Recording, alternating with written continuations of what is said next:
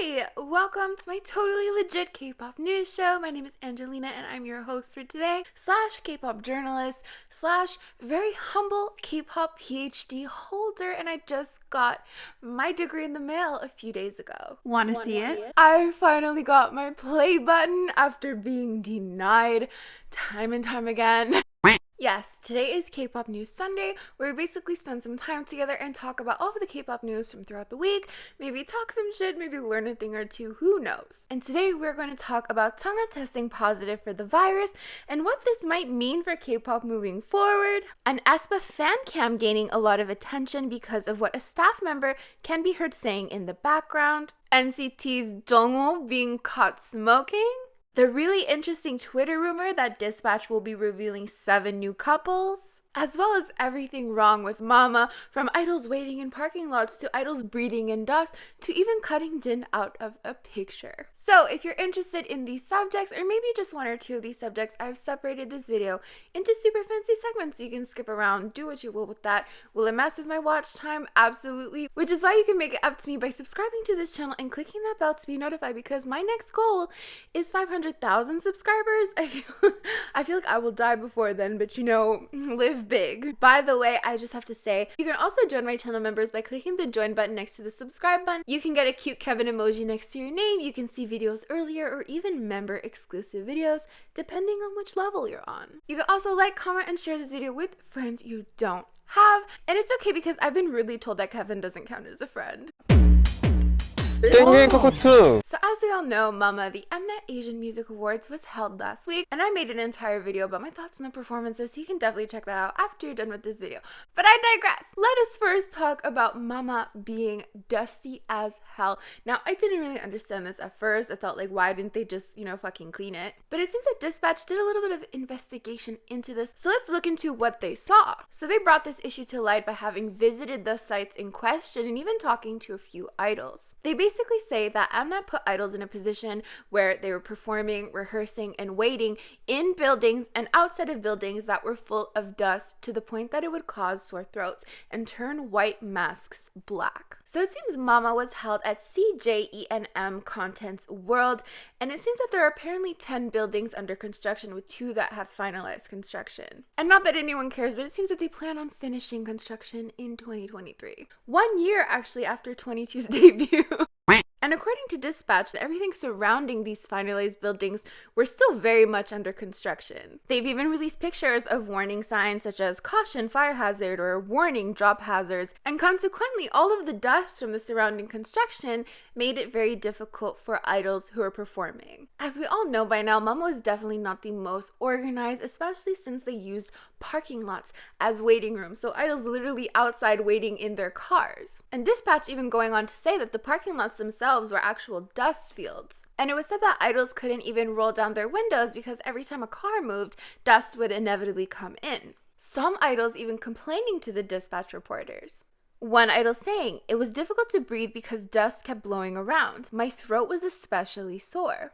And of course, many mentions of white masks turning black, but as we all know, idols who were performing were not wearing masks. Fans have even pointed to a V-Live that TAEMIN did where he seems to touch on this. So he uploaded this V-Live on December 2nd, and for context, the stages for Mama were pre-recorded, so they had idols coming and going for the weeks prior. But in this particular V-Live, he basically says, "Today I recorded in a new building. I was shooting. Suddenly someone shouted. I asked why. The staff was wearing a white mask and it became black." He then goes on to say that that staff member dug out his nose and black came out. While ending off the subject with, "There was nothing wrong with the waiting room. The shooting location was the problem, but we cannot do anything about that." And it seems Dispatch investigators themselves even went to the site in question. And they came to the same conclusion that breathing in the air caused them physical pain. And Dispatch actually reached out to CJENM and they released the following statement.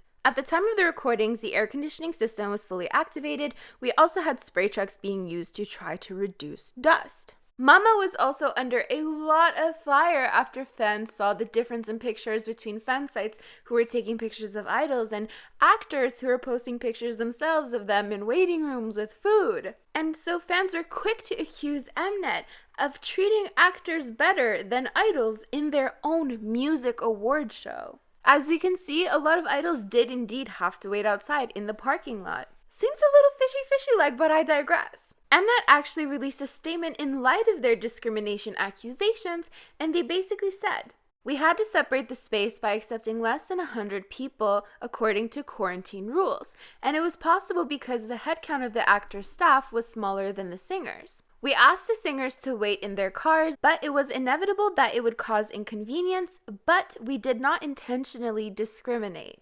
But let me know what you think of all of this in the comments down below.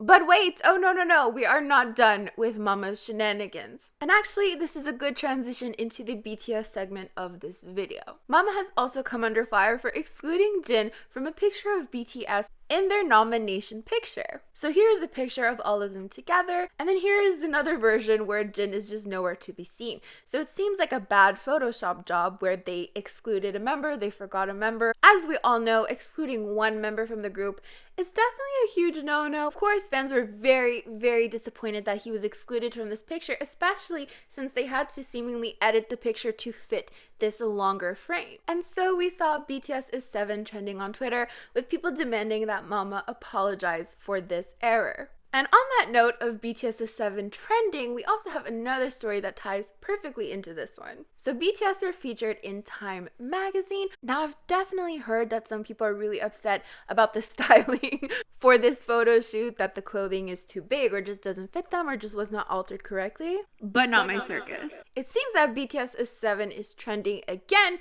is because in the article, the members were interviewed for their feature, and it seems that every member was quoted except for Jungkook. So we have an overwhelming response from ARMYs who are saying that BTS is 7, you really need to include all 7 members. Please alter your interview to include his part since it was obviously omitted. So we have people tweeting at the magazine, we have people trending again, the hashtag BTS is 7 once again for this issue. But I'd love to know what you think of this as well. Do you think given the fact this is like a typed out interview, it's a little bit odd that he would be omitted, or do you think maybe he just didn't really say anything? Let me know what you think in the comments down below. Now let's move on to my little segment that I like to call Kpop Shenanigans, which is basically fun little things that have happened in K-pop this week. Don't forget, if you'd like to suggest some Kpop shenanigans or send me some memes, you can do so over on my Instagram account at Molusens. Who fucking knows how to pronounce that? I don't know. We have Rose, who adopted a dog named Hank, and he even has his own Instagram. On the note of Blackpink and saving the world, they also uploaded a video to their YouTube channel talking about climate change and habitat loss and are asking Blinks to take part. The description of the video reading: "To all Blinks across the planet, watch our video with @UK in Korea on our journey to learn more about climate change. Ahead of next year's UN Climate Summit in UK at COP26. I've also seen a lot of people saying that Rain is debuting his first boy group, and I'm like, no. But it seems I keep wanting to say he's uploading a boy group, but it seems he's debuting his first boy group under his new company. What we're not gonna do is pretend like J-Tune Camp wasn't a thing and that M-Black didn't exist. But alas, Cypher is Rain's first boy group under his company, Rain Company. And they are set to debut early next year. We also have IZ*ONE, who had their comeback with Panorama, and Treasure, who went viral for this clip of them skipping all the way to McDonald's, which included apparently NCT, during the Mnet Asian Music Awards, which just makes it even better. We also have the Fact Music Awards that were held yesterday, and there were many performances, and I have to say, there were a lot of live vocals. So if you guys are interested in me doing kind of a review like I did for Mama, let me know in the comments down below. I almost forgot to share with you guys our meme of the week. So this lovely individual tagged me in this post, and I swear I laughed for a good 5 minutes. I don't know why these types of edits just get me.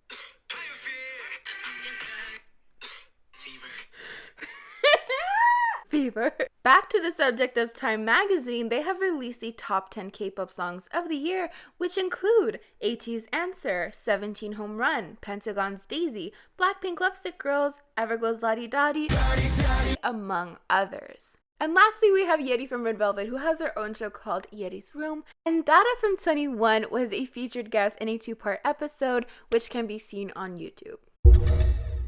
Now let's talk about idols and the virus. I tend to censor myself a little bit around this subject. You all know what I'm talking about, but YouTube is a little bit iffy with these things, so sorry.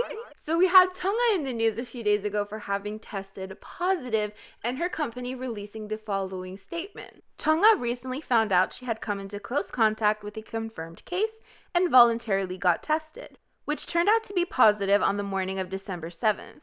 They go on to express that she will of course self-quarantine and all of her activities are of course cancelled, since she was set to release a pre-release track on December 10th. Our artists, staff, and employees who have crossed paths with Chungha have been tested or will be tested, and we will follow up with the necessary measures once we confirm the results. Ending by saying that they will disinfect the entire building, perform general preemptive testings, and do the best for their artists. So of course, with this news, we see a lot of idols who came into close contact with her also getting tested. So it seems Sana from Twice had a meal with Chungha, so she got tested. And though it was negative, she has been in self-quarantine and will be until December 18th. The rest of Twice members and their manager have also gotten tested and have negative results. Even Momoland went and got tested because they went to the same hair salon as her, and they were negative as well. However, this definitely brings up a lot of concerns from fans because Chungha is indeed the 6th idol to test positive in just a very short amount of time. And people keep bringing up literally every single instance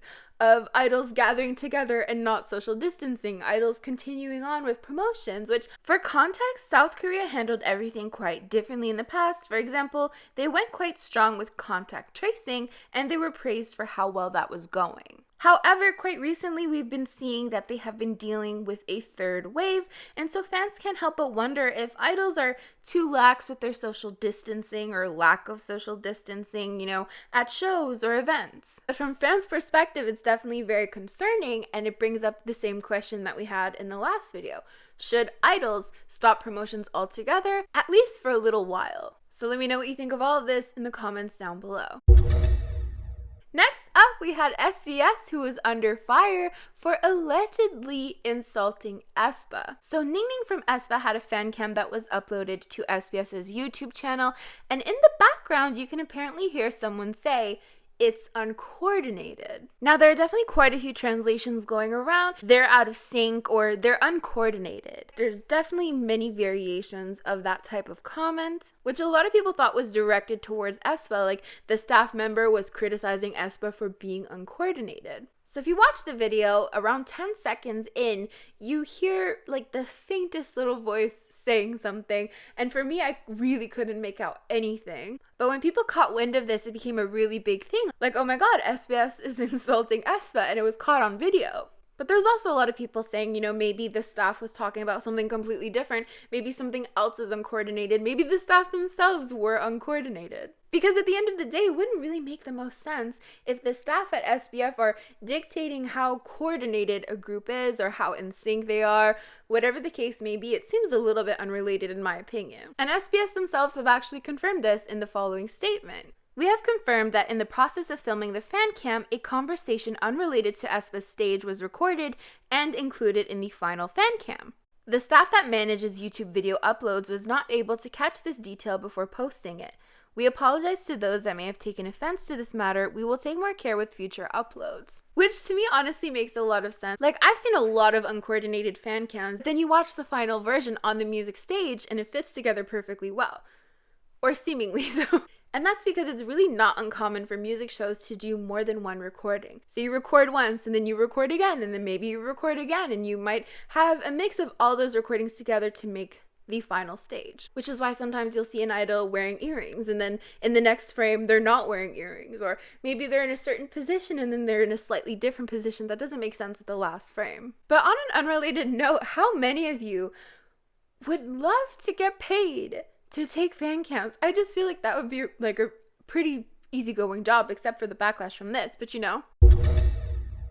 Okay, so let's end this video with Jungwoo from NCT, who was apparently caught smoking. So there are these fan site pictures going around, and it looks like he's smoking. Now, for the most part, we have very different responses. As we saw with Lucas, who was also in a similar situation, There are, of course, so many people who love to clown this, who love to make memes out of this, who love to joke about it. Then we have people who are very adamant that it's an idol's personal life and fans really shouldn't have any opinion on that. While there are also some people who think that it's really irresponsible and not a good look to be seen smoking or kind of seen promoting cigarettes like that. However, in regards to that last point, I would have to say, like, if a fan site is like creeping on an idol and like taking pictures without their consent and like hiding in high up places to take really zoomed in pictures of their idols, then I think it's definitely an invasion of privacy and wouldn't really constitute as promoting anything. So yes, I agree that we can feel however we want about smoking,